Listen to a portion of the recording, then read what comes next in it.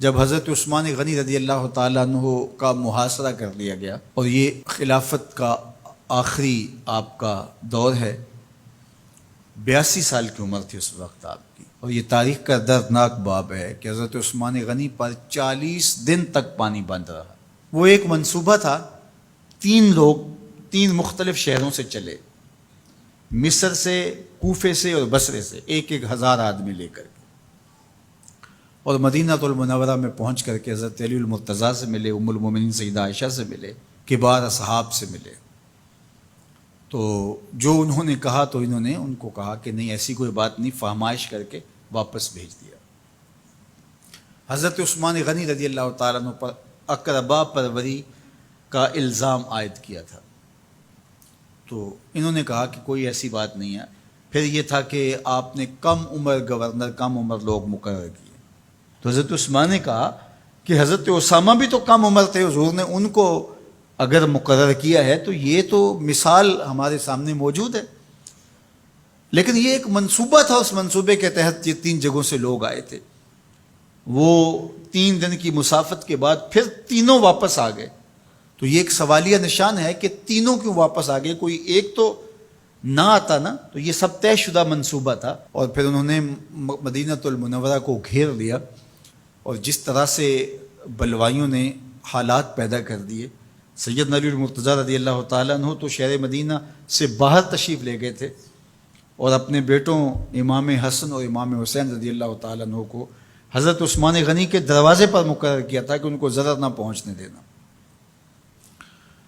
اب 700 صحابہ اجازت طلب کر رہے ہیں کہ آپ ان بلوائیوں سے نپٹنے کا میں جو ہے وہ اجازت نامہ مرحمت کریں، اور بہت سارے لوگ تو حج پہ جا چکے ہیں۔ 18 ذی الحج کا واقعہ ہے جب آپ کی شہادت ہوتی ہے، تو وہ حج پہ جا چکے ہیں، تو جو یہاں موجود ہیں وہ اجازت طلب کر رہے ہیں، لیکن حضرت عثمان غنی رضی اللہ تعالیٰ عنہ نے کہا کہ نہیں، میں ایسی اجازت نہیں دوں گا۔ رسول اللہ صلی اللہ علیہ وسلم کا حرم شہر مدینہ لوگوں کے خون سے لالازار ہو، یہ میں اس کو گوارا نہیں کرتا۔ افواج موجود ہیں، اور دنیا کی تاریخ میں آپ کو ایسا نہیں ملے گا کہ اتنی بڑی حکومت کسی کے پاس ہو اور وہ خود گھیر لیا جائے، اس کا پانی بھی بند ہو جائے، اور وہ حکم دے کہ نہیں، میرے لیے آپ ایک قطرہ بھی خون نہیں بہائیں گے۔ بلکہ آپ کے غلاموں نے جب تلواریں اٹھا لی تو آپ نے فرمایا کہ میرا حکم ہے کہ تم تلواریں نیچے رکھو، بلکہ میں تمہیں یہ آفر دیتا ہوں کہ جو غلام لڑے گا نہیں اور یہ میرے سے عہد کرتا ہے وہ آزاد ہے۔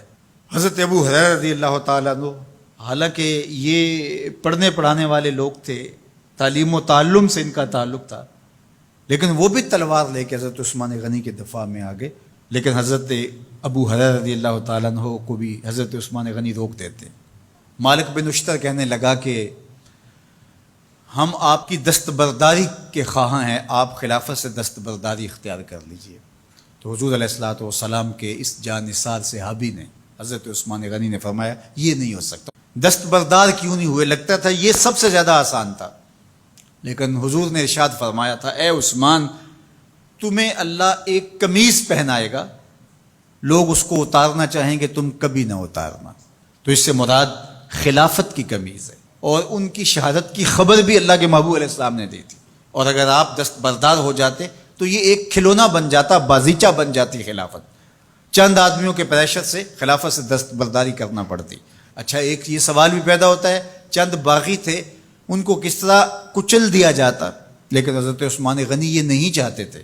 ایک تو یہ کہ مدینے کی حرمت پامال نہ ہو، اور دوسرا پورے عالم اسلام کو آگ لگانے کا جو منصوبہ تھا، 3 مختلف شہروں سے 1000 آدمی لایا گیا ایک منصوبے کے تحت، اور انہیں لاشیں چاہیے تھیں، اور جو ان کے پیچھے کام کر رہے تھے نادیدہ ہاتھ، ان کا منصوبہ یہ تھا کہ یہاں سے مختلف سمتوں میں، یہ تینوں شہر مختلف سمتوں میں تھے، تینوں سمتوں میں جب لاشیں جائیں گی تو پورے عالم اسلام کو ہم جو ہے وہ خانہ جنگی کی آگ میں دھکیل سکیں گے۔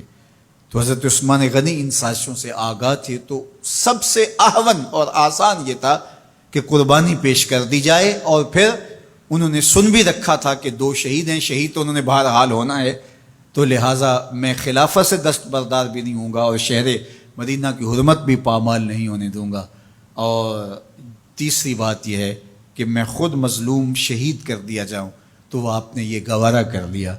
تو 18 ذوالحج تھا، جمعے کا ہی دن تھا، اور حضرت عثمان غنی رضی اللہ تعالیٰ عنہ روزے سے تھے، عصر کا وقت تھا، قرآن مجید کی تلاوت کر رہے تھے۔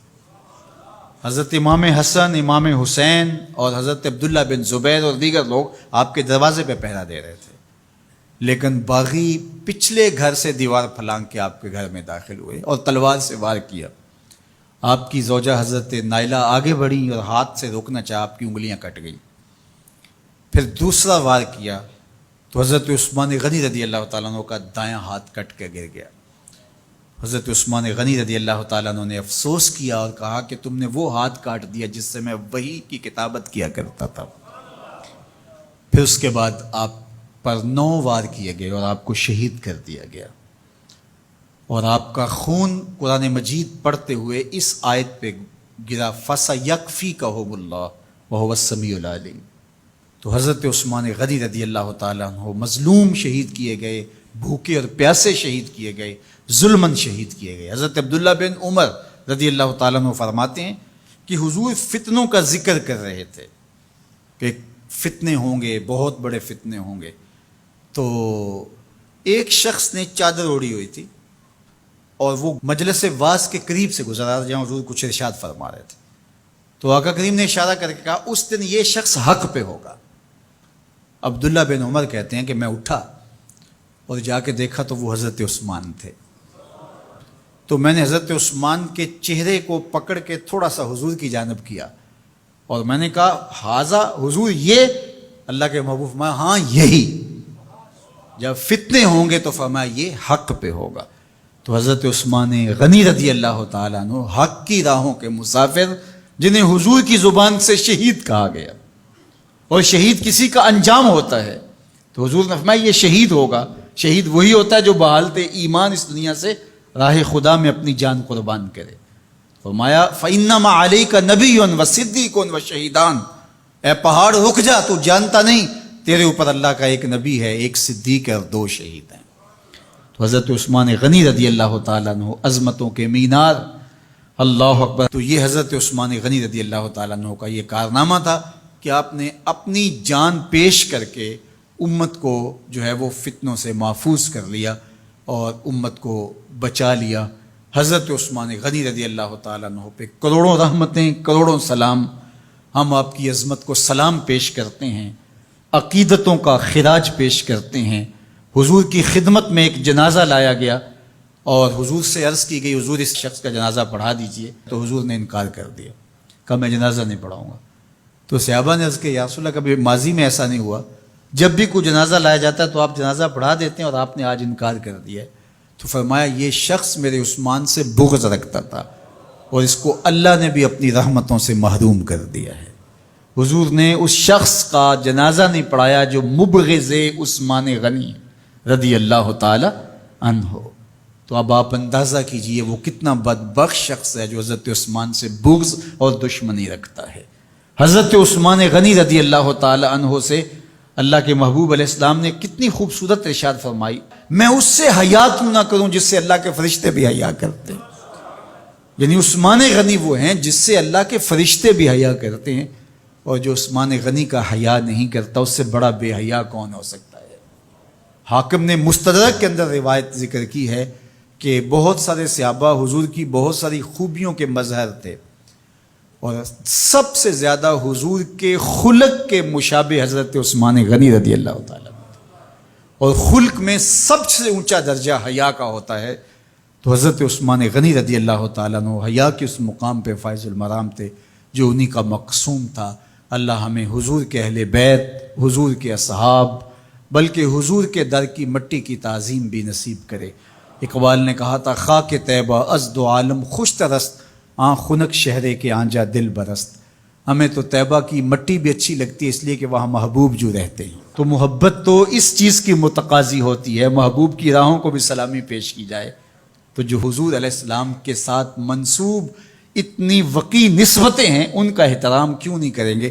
تو حضرت عثمان غنی تو داماد رسول ہیں، حضرت عثمان غنی تو ذو النورین ہیں، حضرت عثمان غنی تو حضور علیہ الصلوۃ والسلام کے محبوب اور حضور علیہ الصلوۃ والسلام کے پیارے ہیں، ان کو جنت کی بشارت دی گئی ہے، عشرہ مبشرہ میں سے ہیں، 4 جلیل القدر خلفاء میں ان کا نام شامل ہے، اور پھر حضور کی 2 صاحبزادیاں ان کے نکاح میں آقا کریم نے ان کو شہید خود قرار دیا، اور میرے اور آپ کے آقا و مولا نے کہا آج کے بعد کوئی عمل عثمان کو نقصان نہیں دے گا، اور کہا عثمان سے میں حیا کیوں نہ کروں، اس سے اللہ کے فرشتے بھی حیا کریں۔